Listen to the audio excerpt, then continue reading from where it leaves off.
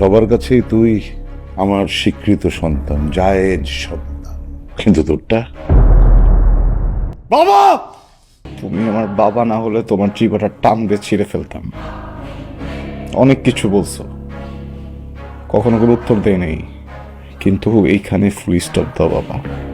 আমার আমার বাচ্চা নিয়ে কথা বলো না। হ্যাঁ, তোমার জন্য তো আমি অনেক আগেই মারা গেছিলাম। আজকের পর থেকে তুমিও আমার জন্য মরে গেছো। কয়েকটা মানুষ ভাড়া করে রেখো। আর তুমি যদি আমার চোখের সামনেও মারা যাও, আমি কিন্তু তোমার লাশ ধরেও দেখবো না বাবা। তা না, চলো ওঠো, মা সরো, ওঠো, চলো। চুপ, কথা বলো না। শোনো কি? বাবার আর মন খারাপ করছে তুমি। আর কিসের বাবা, কিসের মন খারাপ? তুমি চলো আমার সাথে। তুমি সরি বলো বাবা। কিসের? আমার বাপ মরে গেছে, তুমি না, বুঝতেছো না। না? তাহলে আমার বাপ মরে গেছে, আর একটা কথা বলবো না তুমি, প্লিজ। তুমি ভুল করতেছো বাবা, চলো মাফ করে দেন বাবা। চলো। বাবা, please, চলো আমার সাথে। বাবা, মাফ করে দেন বাবা।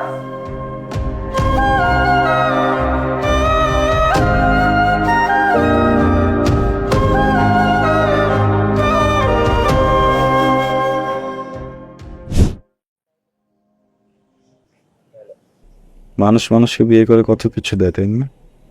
আমি তোমাকে কষ্ট ছাড়া কিছু দিতে পারলাম। আমি খুব সরি তানহা, এই পারলে আমাকে মাফ করে দিও। তুমি আমার কোনো কষ্টই দাও না। এখন কি খবর? তোমাকে বাবুকে তো একা রেখে আমি বেরোতে পারবো না। একটা কাজ করি, তোমাকে বাবুকে তোমাদের বাড়িতে রেখে আসি কিছুদিনের জন্য। রাইখা আসি মানে কি? আমি বাড়িতে গেলে তুমিও যাও আমার সাথে। ওটা তো পসিবল হবে না।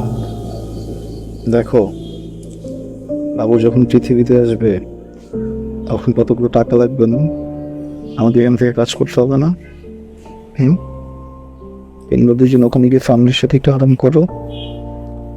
আমি ততদিন সব কিছু রেডি করি, তুমি একটু ওখানে থাকো প্লিজ। আমি তোমার সাথে থাকবো। মন করো না, শুনুন, আমার সাথে থাকার থেকে তোমার ভালো থাকাটা অনেক বেশি ইম্পর্টেন্ট।